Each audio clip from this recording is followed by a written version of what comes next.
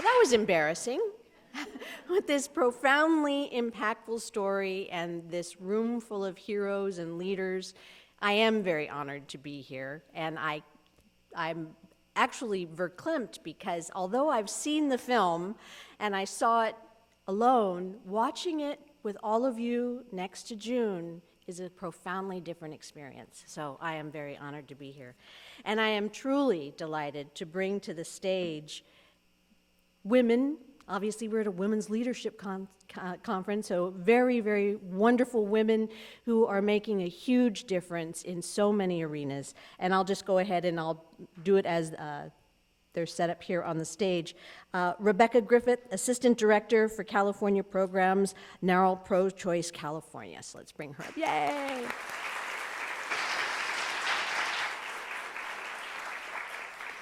Well, we've all gotten to know her in a very profound way. June Ayers, Owner and Director, Reproductive Health Services, Montgomery, Alabama. So thank you.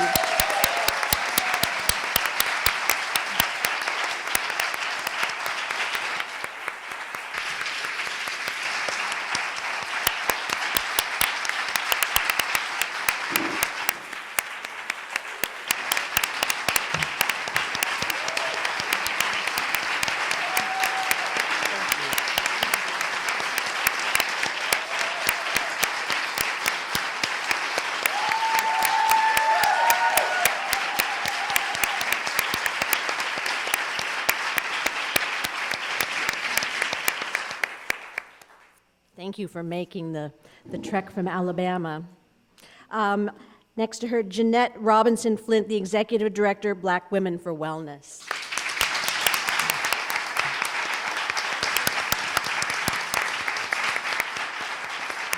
And Laura Jimenez, Executive Director, California Latinas for Reproductive Justice.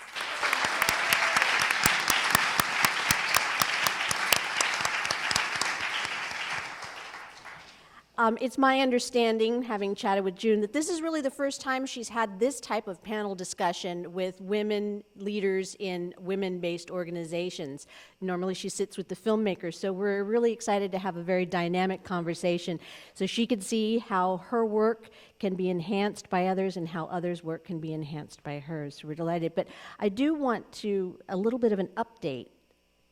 We were chatting, things have happened since the film wrapped and was put on the screen. So would you mind giving us a little update, the good, the bad, and the hopeful? The film gets a little bit harder every time I see it. I keep thinking that there's going to be a different outcome, and there isn't. The Alabama legislative session ended Wednesday, and prior to the session ended, they passed 2 more trap laws. The one of them was the 2,000-foot bill, which has to do with abortion clinics not being within 2,000 feet of a school. Once again, that's the bill Dalton was discussing about treating us as sex offenders.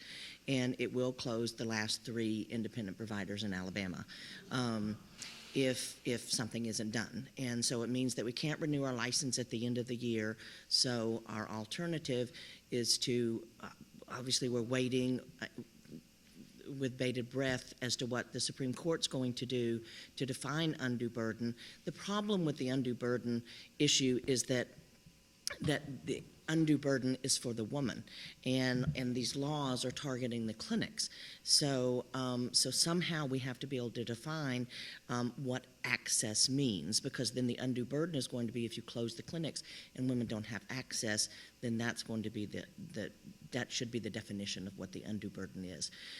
After the 2,000-foot bill passed, about 30 minutes later, they passed a second trap law, and the second trap law has to do with how we do procedures. So basically, it's called the fetal dismemberment bill, and they outlaw any abortions from 16 weeks and beyond. It actually also dictates the type of instrumentation we may use. And so, once again, we're up for another court fight on this particular bill, too. But it does mean that 2 of the independent providers in Alabama will be affected by that bill also. These bills passed at the very tail end of the legislative day on Wednesday. They actually hopped several bills just to get these passed. So, which once again is why it's getting more difficult, because I keep thinking there's going to be a happy ending here. For me, the happy ending is that I'm sitting here in front of a whole bunch of like-minded people who have come out to and have an understanding of what this means to women, and it provides me with a voice, and it provides my patients with a voice. So I am very humbled to be here amongst women who are working on not only this issue, but the myriad of issues that affect women's lives. Wonderful. And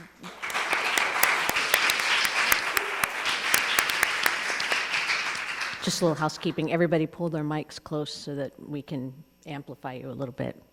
One of the things that came to mind when you were talking about these bills, we saw witness. Usually the ones that are in the crisis situation of being that far along are literally children. So what happens in a situation like, have you noticed, are you aware of a backlash? Or all of this has definitely had repercussions, not only for you in the clinics, but for the women seeking this kind of support. What is happening in the state of Alabama to these women who are not receiving this care, and what are you most afraid of? What the bills are doing is under the pretext of making abortion safer. They're actually extending the time that women, they're actually pushing women farther and farther into the pregnancy with the waiting periods. Waiting periods went from no waiting periods to 24 to 48 to 72. And that means for a clinic as small as mine, we do our abortion procedures 1 day a week. We do our counseling visits and GYN work on the other days of the week. But if a patient sees now that we've got a 48-hour waiting period, if she comes in the day before, then so I can't see her 24 hours later, that pushes her into the next week. So what is ultimately now has been bumped from a 24 to a 48-hour waiting period, then turns into a 7 to 9 day waiting period. And then making the patients come for 2 visits, redefining what is medicine and the practice of medicine for our physicians, redefining how we do the medical abortion, redefining the instrumentation that we use when we provide abortion services. All of these impact the safety of women in a negative fashion and not under the pretext as to how they're passing these laws. The problem I also see is that this is not only happening in red states. You saw the map, and that affects me deeply every time I see Texas clinics going from 43 to less than 10. But it's happening in blue states also. It's very insidious. And that's what I hope the film is capable of doing is making sure that that this trend changes, and not only changes for the state that I live in and for the women that I see, but for women across the nation. Well, that actually leads perfectly into my question to Rebecca, because you're part of an organization that's quite truly been around since Roe v. Wade, and here in the state of California. First of all, for those who may not know what NARAL does, would you mind explaining a little bit, and then also what is actually happening here in the state of California? Because I know that there are trap laws that are taking place in 44 states, so what are some of the legislation issues that concern you? So for those who aren't as familiar, NARAL Pro-Choice California and NARAL Pro-Choice America, we work to mobilize the pro-choice majority in California and around the country. And we are the majority, despite what the media and politicians would like to say, and I can get more into some of our research on that later on. But so we work to organize and pass legislation and create an environment where people like June can do the important work that they're doing, and women can get the healthcare services that they need at every stage of their reproductive lives, whether it's contraception, it's abortion access, it's freedom from pregnancy discrimination, it's the ability to have paid parental leave when you do decide to parent, the entire gamut of reproductive freedom, because you can't have equality. You can't have independence without that reproductive freedom. And here in California, of course, we're lucky to have a pro-choice legislature in a way that these other states don't. But of course, that doesn't mean the situation is done. I think we have a responsibility to use the pro-choice power that we have to close the gaps that exist and to really be a model for the rest of the country of what it can look like when the pro-choice movement has political power and uses it. And one of the areas where we're focusing on that is around the issue of crisis pregnancy centers. June and I were talking before about the crisis pregnancy centers in Alabama, but we have nearly 200 crisis pregnancy centers right here in California. And for those who don't know, these are anti-abortion fake clinics that will imply that they offer counseling, abortion consultation, but their goal is to target women who are considering abortion, bring them in, give them medical misinformation, and shame them so they won't access abortion care. And last year, California became the first state ever to pass a law mitigating the impact of crisis pregnancy centers and making them share information about reproductive health options with women. And the state of California has now 5 lawsuits pending against us for passing that law by anti-choice groups. So that's just one example, and I'm sure Jan and Laura can talk to you about more, but there is a lot of work for us to be doing here in California.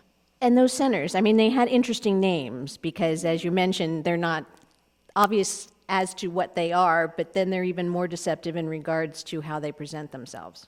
Absolutely. I mean, sometimes there'll be things like Women's Choice. This was, I think, one you mentioned, Alabama, or it'll be just Support Circle Pregnancy Center is one of the ones that we have. Some of the ones in LA I've noticed have gotten very vague. So if you see a clinic called Obria Health Clinic or Claris Health Clinic, those are actually pregnancy centers that will tell women that abortion increases their risk for breast cancer, infertility, mental health issues, even death, and will bring them in but will not refer them or provide them with abortion care. Interesting. God bless you. I'm allowed to say that. Jeanette, those who may not know Black Women for Wellness, would you be gracious enough to talk about what that organization focuses on and what you took from this film that made you think that there's something that you need to get involved with? Okay. Black Women for Wellness has a website, bwwla.org, and a lot of folks can go to the website and see what we do. And pull the mic. Well, because the first thing I did was mention our website, bwwla.org, which shares a lot of information about Black Women for Wellness. We have a program called Sisters in Control, Reproductive Justice, and we work on a wide range of reproductive justice issues. So we were one of the sponsors of the bill, the Reproductive Fact Act, which was basically requiring crisis pregnancy centers to fess up, to not delay women in seeking the care that they want or giving them misinformation. So that's some of the policy that we have worked on. We have also worked on diaper bills, which would remove tax from diapers. We've worked on AB 154, which would increase access to abortion by allowing allied health professionals to perform first trimester abortions. So we have been doing a lot of policy work around increasing access for women, and particularly looking at access for women, or for Black women and women of color. I was lucky to get energized, and when I say that, the Supreme Court held the hearings for against the Texas HB2 on March 2nd of this year. And if you all recall or know that the Supreme Court now is 4-4. We don't have a member of the Supreme Court because Scalia died. And there was a tremendous protest outside the Supreme Court that day. And it was very energizing because there were a lot of us there. We actually covered the whole block in front of the Supreme Court. And while listening to various women's organizations from across the country make presentations. So that was really inspiring to be there, to be part of that energy. And we need that every now and then. Amy was there, Marva was there. Amy is the woman who is the owner of Whole Women Health Clinic, and Marva is the black woman who was like really happy and crying when she was talking about that. And every now and then, those women, and June can probably verify this, you just need a hug, right? You just need that energy, because what we know from what they have shared with us is that, you know, their numbers are unlisted because they get all type of harassment in terms of harassing calls. They get, you know, harassment when people start knowing them in the street, or when they're going to the grocery store and with their families, when they're coming out of the clinic. We have a friend who works at Women's Health Specialists here in California, and they have the anti-woman protesters outside of her clinic all the time, and they call her by name. They say, "Hey, Kim, how you doing today?" And she's like, "You don't have a right to call my name."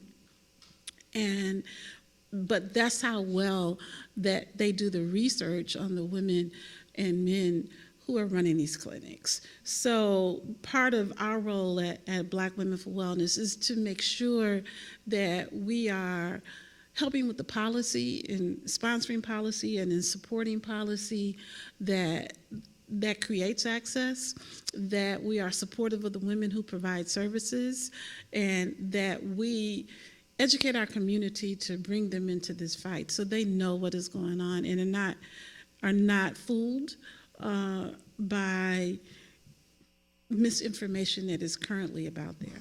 So. And yes. And Laura, California Latinas for Reproductive Justice. That sounds very bold and very determined. And therefore, I know that you have a lot of passions, but what does that organization hope to do? Well, I'm going to follow Jan's lead and tell you our website is clrj.org, and I've left outside on the table sign-in paper if you want more information, if you want to get more information for us. But basically, we are an organization that is committed to honoring the experiences of Latinas in the area of reproductive justice in the state of California. And we do that through our policy, community education, and community-informed research work. And I think that we have been represented at West Hollywood events for a couple of years now. So I'm pleased to be here again. We work a lot with Black Women for Wellness on policy issues and building leadership, growing power for Latinas in the state. So that's what we do. One of the things that ties everyone together here, of course, is education. And even June and I were talking about sometimes she's the front line to information and education about reproduction, period, because that information has been either squelched or not part of the common vernacular, or so, you know, it's just not. So that's obviously something that's imperative to all of you, I would imagine. So what sort of education opportunities are you hoping to share with your organization? Well, I think that, you know, what we have done and what reproductive justice advocates have done in the state really is about a comprehensive look at what reproductive health and rights is in the state. So it's not only increasing access to abortion and, you know, making the CPCs, you know, fess up and say what they're actually doing, but it's also about advocating for comprehensive sexual education in the schools.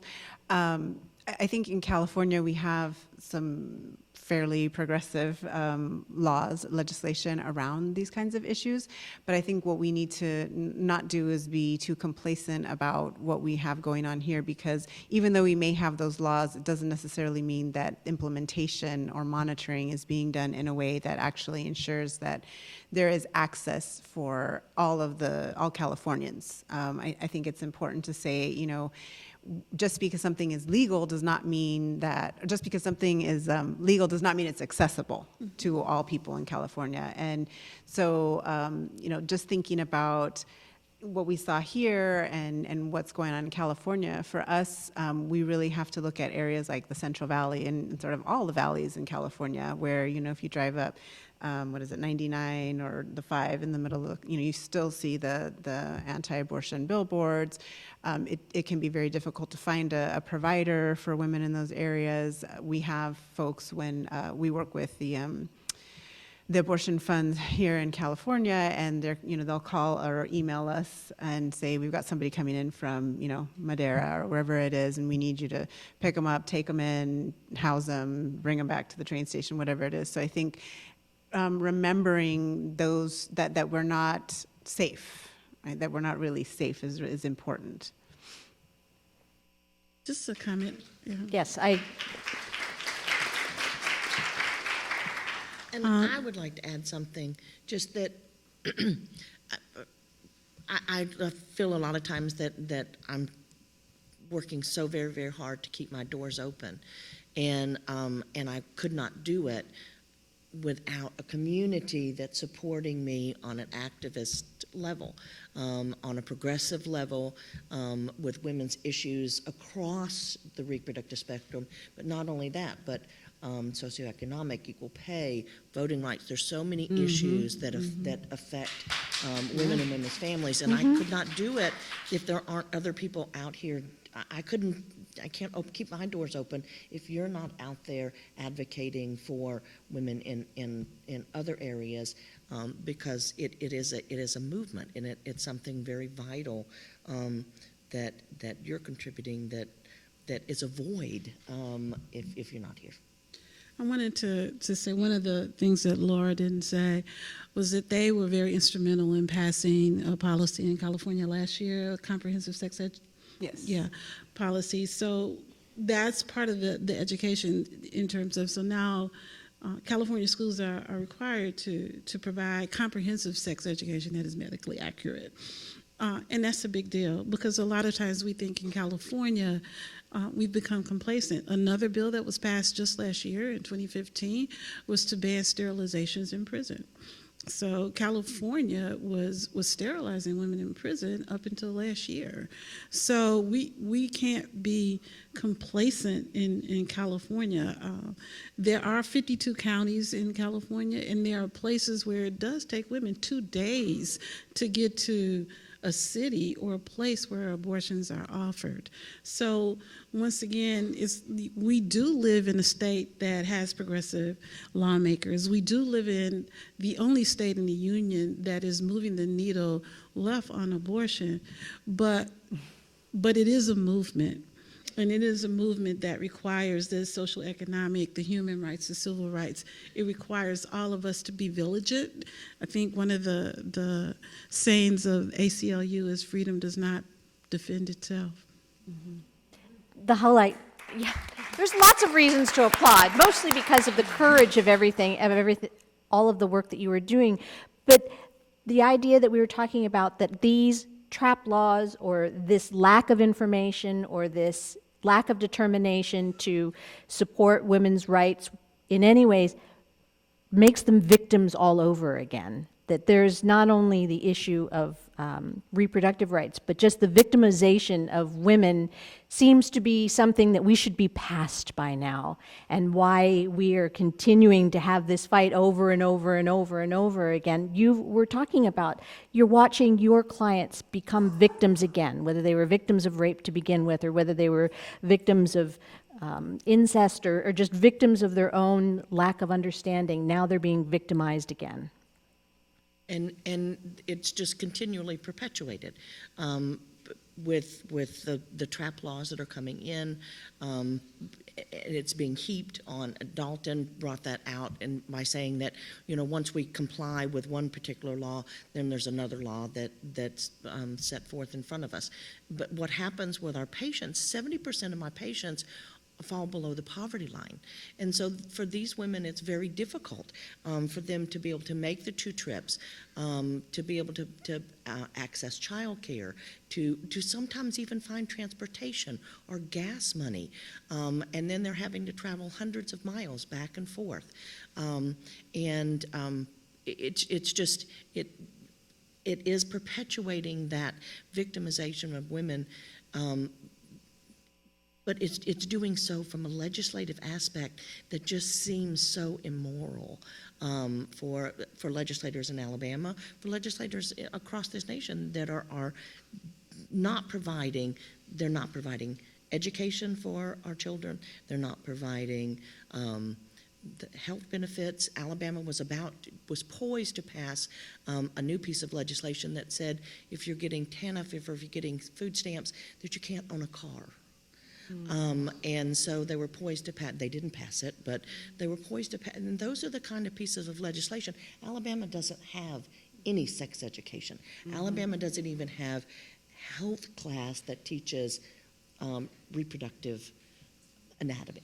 And so I was, since I look at California as the Olympus,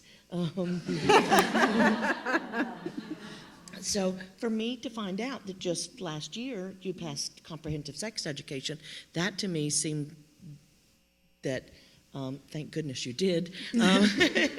But at the same time, I would have expected California, a very, very progressive state, to have passed it before this. And so I feel it's like the Roe decision. We're continuing to have to fight it year after year after year. Women my age, when we go down to the state legislature, we actually have signs that said, "I can't believe we're still fighting this stuff," Right. because it just doesn't seem that it's not right, and it's very, very frustrating. Does she have a reason to believe that California is something to look to in regards to all of these issues? I mean, are we really, it seems less than progressive that we've only incorporated that into our education system a year ago, but are we actually moving in good directions, or are you having to fight harder? Well, we're certainly, compared to the rest of the country, one of the things that I brought is this annual report we do, Who Decides, and you can find it at whodecides.org, and it will tell you the state of reproductive rights in every state in the country.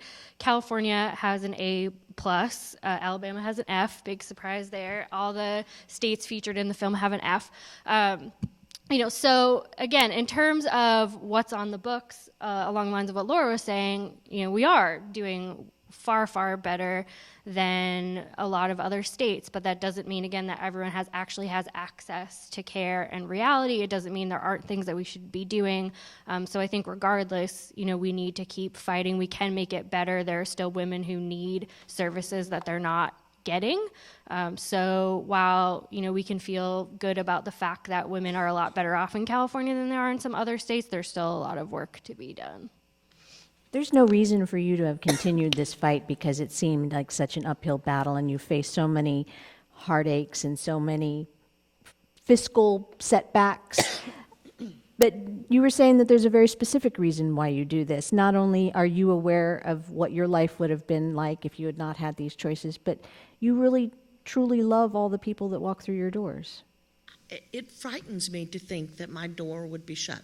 I was a friend of Dr. Gunn, who was killed in Pensacola, and he worked for me occasionally, but we were friends, and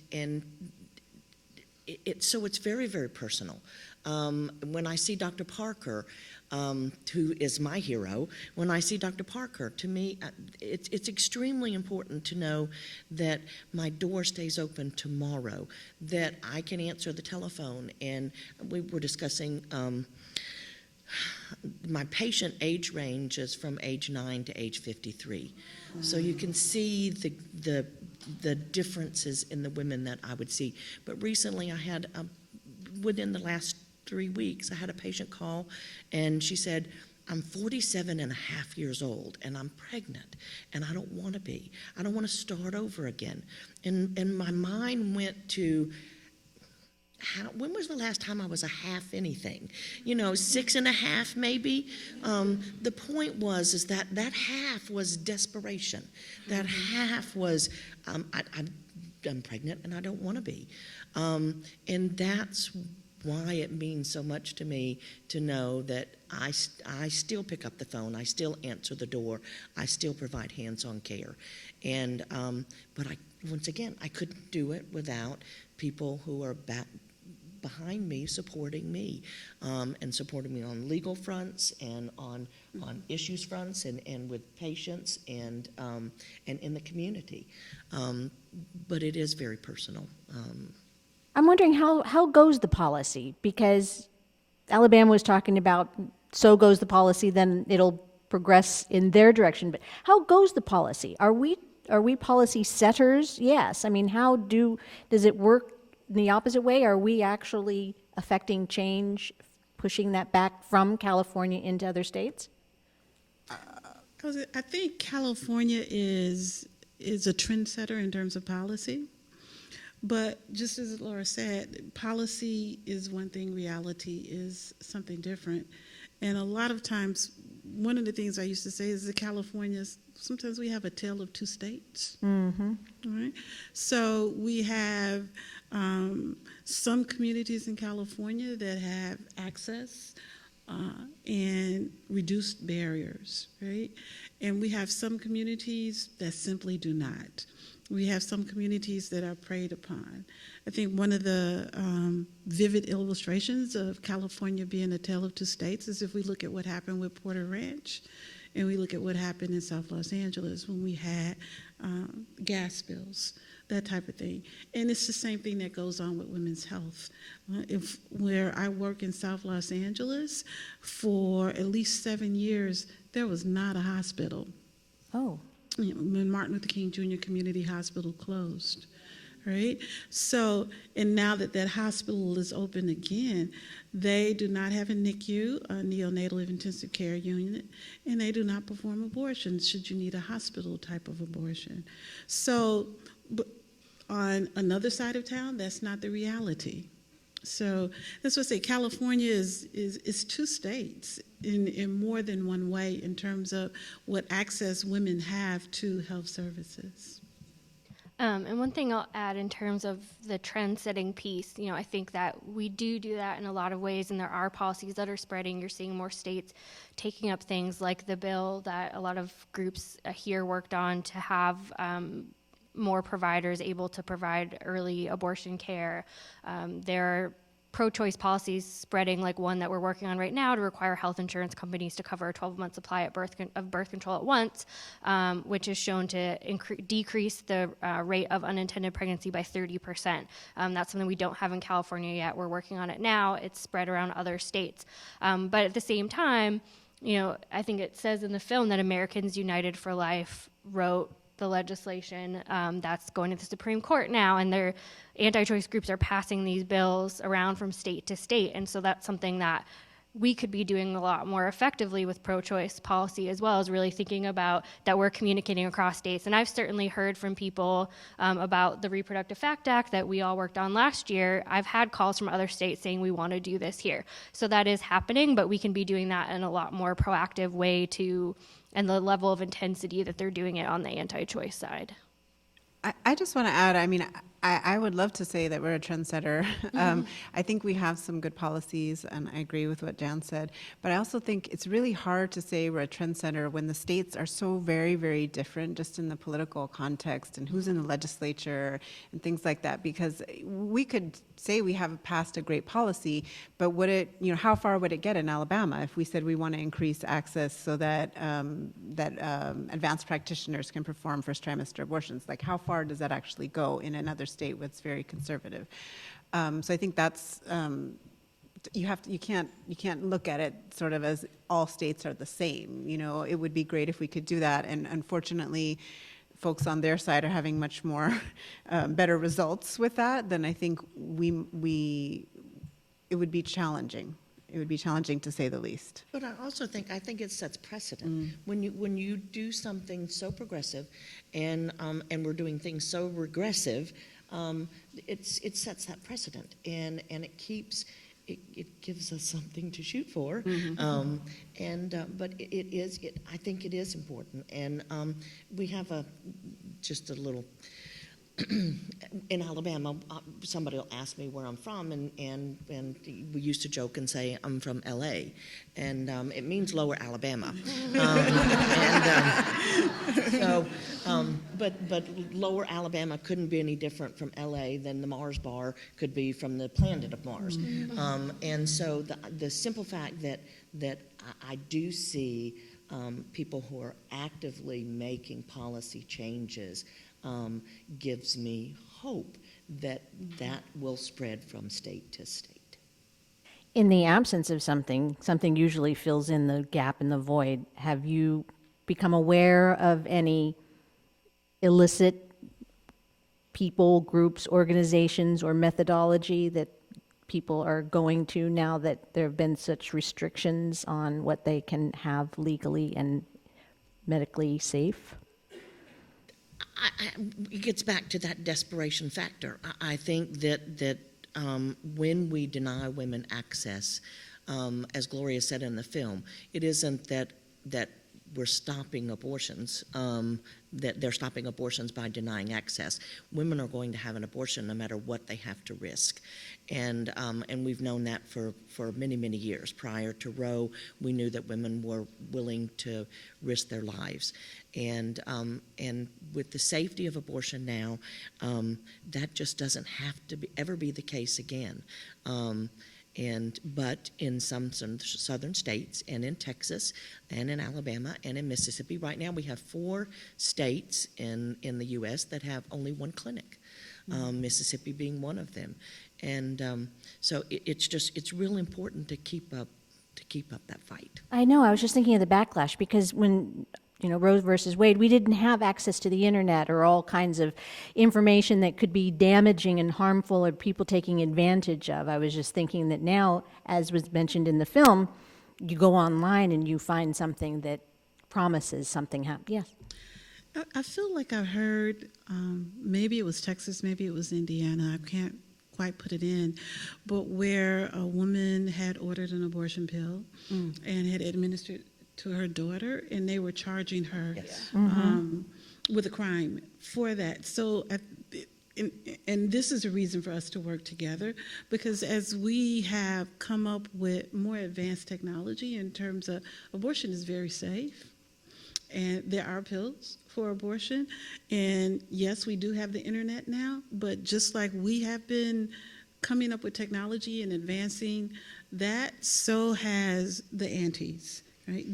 They come up with laws, and they charge women with murder and with endangerment of a child and things like that when women do become savvy with the internet or savvy with technology, that type of thing. So that is going on. There is, but I absolutely agree. I think that before Roe v. Wade, if a woman did not want to be pregnant, she was figuring it out.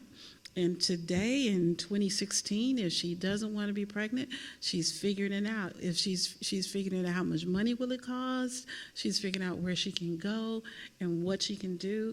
And it has nothing to do with the laws. It has to do with control over her own body and her destiny. Mm-hmm. Absolutely. Well, all of you do have a room full of advocates, which is probably refreshing for you, June, and I hopeful for everyone at the panel. So if you could choose what you would want everyone in this room to do, what would you hope each person would do? We'll start with Rebecca, and what can anyone tangibly do? It's great to be in this room and to get fired up about something or to get horrified by something or to get compelled to do something and then not know what that is. Mm-hmm. Well, one thing, I think sometimes people, obviously there's work we can do to support what's happening in other states and support the work that all of our groups and other groups are doing here in California. I think also just talk to people. One of the things that we've been emphasizing a lot is that it's not just enough to be pro-choice, right? You need to be vocally pro-choice, especially given where things are, and that means both taking action, it means talking to people. There are things happening right now like the Shout Your Abortion campaign and other things to remove the stigma and make people realize that this affects people they know. It affects their mothers and daughters and friends, and that cultural shift is going to be so important. One of the things that I mentioned before in our research is everyone tells us we're deeply divided on this issue because they poll people and they say, are you pro-choice or are you pro-life? Or do you support this very specific scenario or not? And what we did at NARAL is we changed those questions and we asked you either, I believe abortion is moral and it should be accessible. And then we put a middle option, which is abortion may not be the choice for me or my family, but I don't think the government should block other people from accessing it. When you add up the people who answer the yes to either one of those questions, you get a solid 70%. And that's not just here. That's in Kansas. That's in Florida. We tested it everywhere. But until we start having these conversations with people, we're not going to have that majority be a vocal, active majority. I'm going to just jump in because you're right about the questions. This is anecdotal, but when people were quizzed as to what music they listen to when they're by themselves, everyone always says classical. And ultimately it ended up to be something like Captain and Tennille. So it's always, the question is always answered by how you want to perceive yourself and not necessarily. So having a legitimate question, I think, is a good way of beginning. So I know that's silly and I shouldn't have even said that, but June? I think that people everybody should talk to everybody. We need a conversation. And once again, I don't think abortion is the only issue we need the conversation about. We can look at what's happening right now in politics. And so there's a whole gamut of things that we need to be discussing. But we need to talk to each other. People, I'm a little behind times when it comes to communicating through the internet and technology, but I think all of us certainly are plugged in ways that we've never been plugged in before. I personally think everybody should call their abortion provider, somebody that's in their area, and if you don't do anything but just call them up and say, hey, we support you, and find out how you can be an activist in your area. I have what started during the siege last year was that we had a house next door that the antis they were going to rent so they could be right up underneath me. And so we blocked that. I rented it for 3 months, and then an activist group in Montgomery took over the house on our behalf. We call it the Powerhouse. And so what we do now is it's open. They provide me with escorts, and so people who volunteer their time, who are trained to escort past the people we have out front. If I have a woman that comes in that needs child care and we can't do anything on the day that she's coming in for surgery, we have somebody that's staffed next door so that we can see her children and make sure that they're safe next door. Because of security reasons, we're having to back off on laptops and big bags coming in the building, but people sometimes will do that so they can go next door and use the Wi-Fi. So having somebody there to support the clinic locally is extremely important, but to have people everywhere to support the clinic globally and to support women's issues globally is extremely important. And to vote. If we don't do anything, make your the way you believe up front, so vote. Absolutely. Well, actually, that was one of the things I was going to say is voting. Voting is extremely important. If one of the things they mentioned in the movie is that judges are elected. Yeah. Judges are elected in California also, and a lot of times when we look at the ballot, lately the ballot has been so long that it's hard to know everything that's on that ballot. So, or everyone that's on that ballot. But we elect judges in California, and we elect people in California. So inform yourself and vote the whole ballot, because there are a lot of propositions and a lot of people and a lot of issues that are on that ballot. So if you cannot vote, because everybody can't vote, you can be informed, and you can talk to people about who's and what is on your ballot. And you can also talk to people about abortion, and you can talk to people about reproductive justice. One of the numbers that they gave up there, 1 in 3 women have an abortion. But there's so much shame and so much humiliation and so much guilt that we haven't normalized that conversation yet around abortion. So start to normalize that conversation with the circles that you that you talk to and that you associate with. Because as we normalize that conversation and know that if 1 in 3 women have an abortion, chances are you know somebody who had an abortion. Right?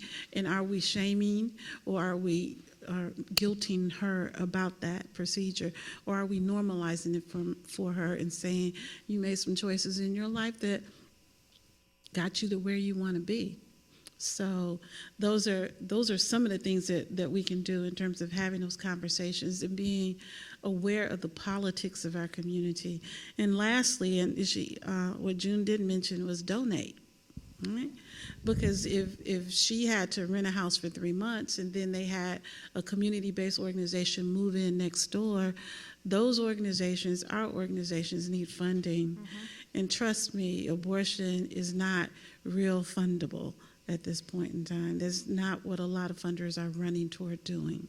So donate.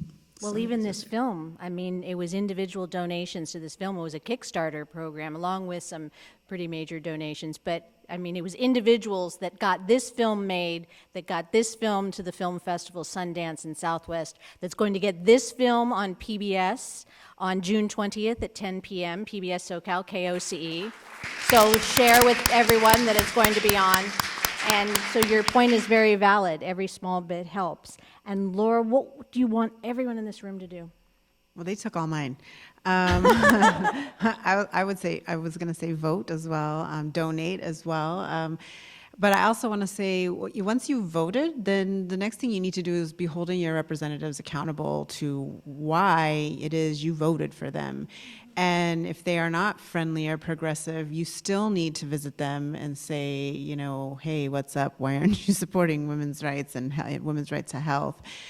These are critical. Our organization was in Sacramento on Wednesday with 100 Latinas lobbying with them on some of our priority bills, and it's really incredible to actually have that experience, to be in the Capitol and to see them face to face, and they got to talk to you, and so it's not something that I did before, but now after having done this work for 5 years, I realized that yes, voting is the first step, informing other people about voting and about the issues, but then holding them accountable for what you think are the needs and wants of your community is really important. Absolutely. Questions? Yeah. Well, I'll start in the back. okay. First. I'm going to go right here. Great, thank you. Hi, thank you all for being here. That was an amazing film that we all needed to see. Actually, as far as it being shown on PBS, you said on June 20th? Yes. But we're 10 expecting a Supreme Court decision in June? Yes. Is that late June? Because I would hate for the film to be... Perhaps the 20th or the 27th. Wow. So yes, the film's timeliness couldn't be any better. Great. Yeah. 10 p.m.? Great.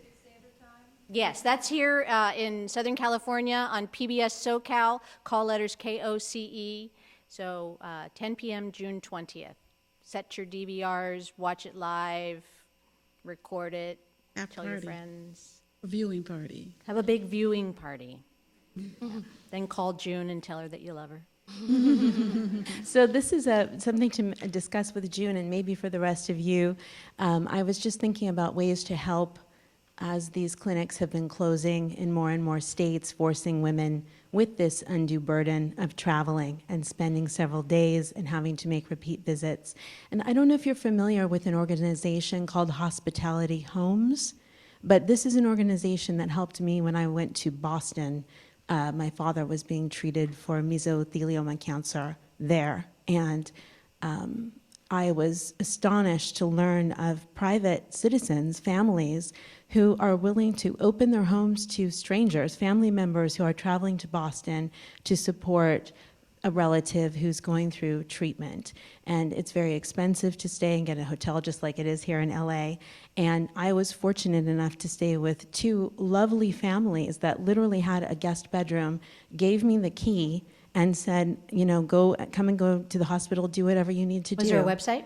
I think it would be hospitalityhomes, maybe .com.org. It might be .org. Yeah. But if we could sort of learn from them in these other states, that create might be something. helpful. That's cool. for your Very cool. patients. Thank you. Can I just say something about that? I think it's one of the other things you can do if you want to if you want to get active, is that there is an organization in California called Access Women's Health Justice, and they train practical volunteers, which is training folks who want to be involved and want to. Like I was telling you, we get calls from them about people coming in, so they'll call and say, you know, we need someone to drive someone to the clinic. We need someone to pick them up and take them back to the bus. We might need somebody to house them. They may need childcare, whatever it is, right? And so they're located in the Bay Area, so they have a good base there, but they're always contacting Black Women for Wellness and ourselves and a couple other organizations and individuals because they don't have as large of a base in LA.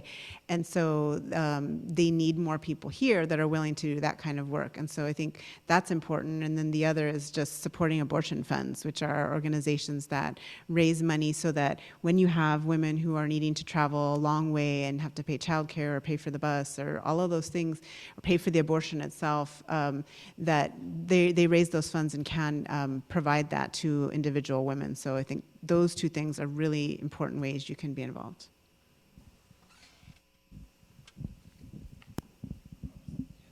Cool. Hi. Thank you all for being here, and thanks for having this showing.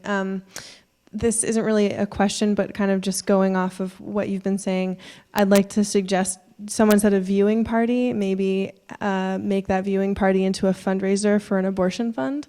And also, I just wanted, there were people in the documentary who were wearing orange vests that said clinic escort. And there's actually an organization in LA, it's LA4choice.org. And you can volunteer to be a clinic escort. I'm doing it on Sunday, on Mother's Day.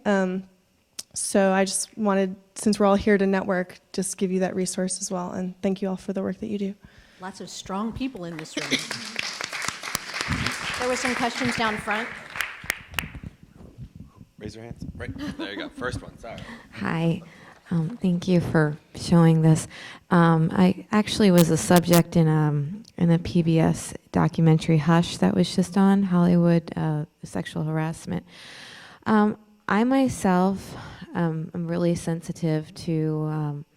I'm a vegan and I believe in celibacy. However, I do feel that there are some extreme cases where this procedure needs to be done, and by all means, sexual assault. I couldn't imagine going through 9 months and having a perpetrator's baby.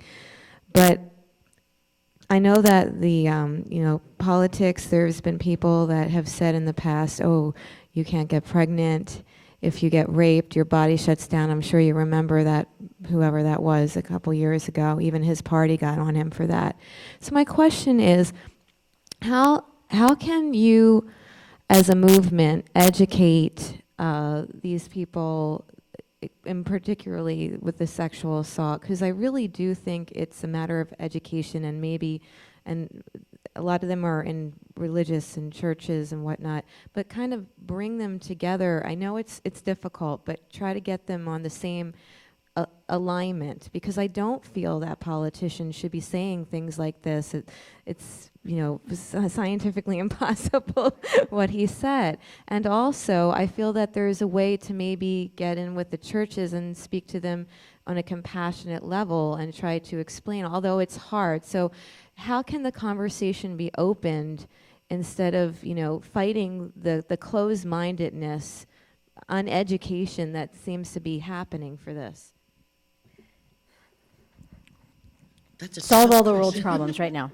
No, I mean, it's a huge issue. You're right. But I think a lot of what they were talking about is it's all about an individual's right to make their own decision. And I think that that's kind of at the cornerstone here, because I'm sure there's been a lot of conversations. Nobody chooses to have this upon them. It's not a good, it's never a positive thing, no matter what. But you're absolutely right about cases in which a child has been traumatized and violated to the point where they don't even know what happened.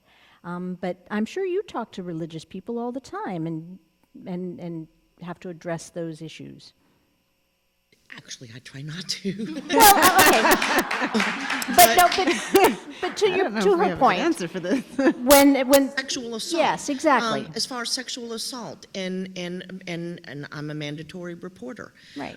So one of the things is and once again, it gets back to legislation. We have states that want to legislate that a rapist can sue for custody rights. Oh my God. And so those are pieces of legislation that are out there right now, and yes, and it's a control. The basis of that is control, and which is how somebody becomes victimized in the first place. But and getting back to issues of education, in the state of Alabama, we don't have any sex education, and so it becomes much more difficult for victims of sexual assault to come forward, especially if they're young, but because they don't understand what's happening to them. So it is a big issue, and it is something that does need to be addressed. I'm not sure I have all the answers for it, but it's certainly a multi-level fight, because you're looking at it from the community aspect, you're looking at it from the family, you're looking at it from your religious organizations, you're looking at it from a legislative aspect. So it is a multi-level conundrum, and I certainly don't have all the answers for that. Don't vote in stupid people. One of the things that happened in the movie was we saw Dr. Parker at a church praying. Right. Right, and then we also saw one of the women in the clinics She's praying. who was praying with one of the young women who came in for a procedure. So I don't think we should or we need to categorize all religious people as anti-choice. Right. They run a gamut of beliefs, and they run a gamut of philosophies and feelings around this issue. So we don't need to lump all of any group, even legislators, right? We have legislators who are all over. Like one of my favorite legislators in California is Holly Mitchell. Or, another favorite legislator I have is Karen Bass, right? And they totally get what we were talking about, right? But sometimes one of the things we need to do is have peers talk to peers. Right? So have legislators talk to legislators, or have people who are deeply involved in religious organizations or faith-based organizations talk with people of faith-based organizations, because then they can come from a framework that they understand. But then there's also a group of folks that no matter what you say, they're going to stay where they are. Right. And I also think the power of visibility, because that was very potent to see him in church, and it was very potent to hear her pray with that young girl who was, so a visibility of those involved, that it isn't all one-sided, it isn't just one type of person, and it isn't just one philosophy. It's a large group who have a lot of things to feel and say. So absolutely, visibility, I think, is important. So I think this film, the visibility of this film, is going to make an enormous difference. I know a lot of people have questions. Our wonderful panelists we're going to have time for a couple more, but our wonderful panelists will be around. So if you don't get your question answered, I know, but our wonderful panelists aren't going anywhere, so you can feel free to talk to them afterwards. Okay, so here you go. It's my ardent conviction, hi, and thank you so much. And it's my ardent conviction that reproductive choice is a hallmark of Enlightenment culture. And the best way to push back against rape culture is to elevate the single zero, the unbonded, non-reproductive female, to give her the status, the security, the voice of projecting power and making it happen. So it's going to take a lot of work in those red states. I myself am a red state refugee. I'm from Louisiana, and I came here in 1970. '74 and permanently in '78. So thank you for all you're doing. It's got to be about the single zero in the red states. Up with unbonded, non-reproductive females. Thank you. Thank you. Okay, very patient. I just want to ask, what does the single zero stand for?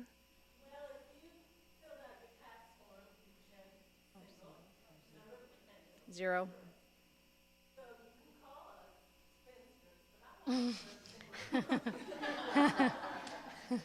Childless by choice. Thank you.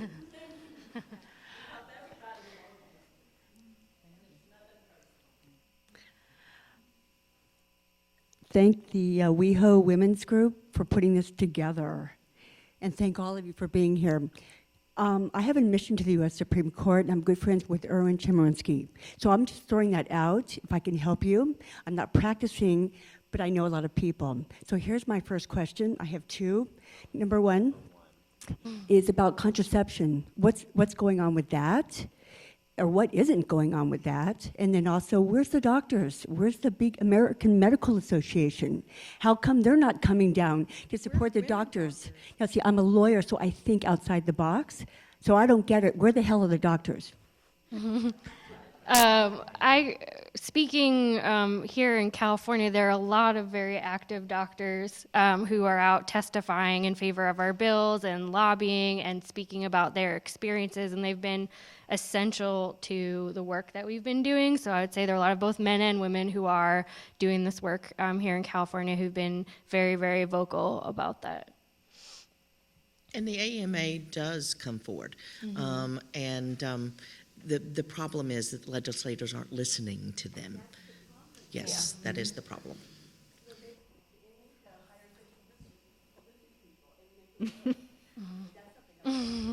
So collect contact information and spread the word. It's been an honor for me to be here this evening, and as I said, the panelists are going to be here, but I would like to invite Lindsay back up to finish out our evening.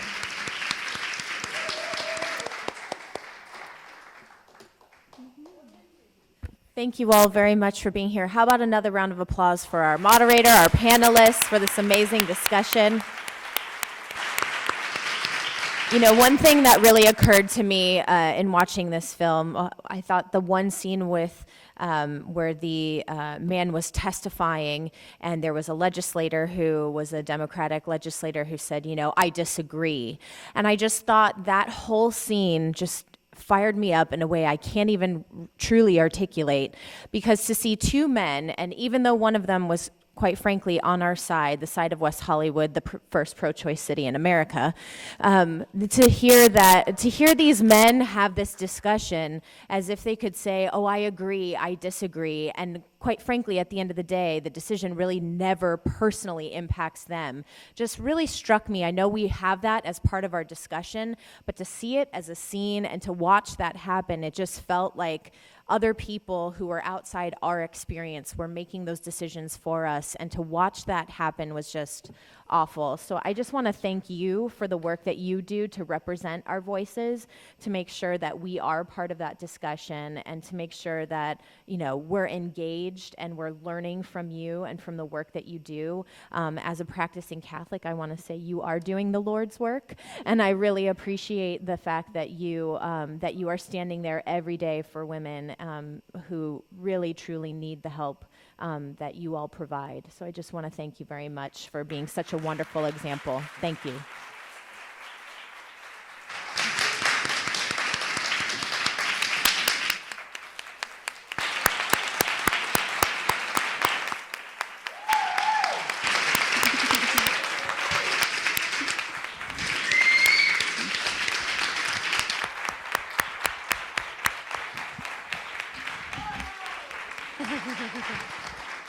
Okay, more questions in the lobby. All right, and enjoy the dessert reception in the lobby, as well as questions. Yes. Oh.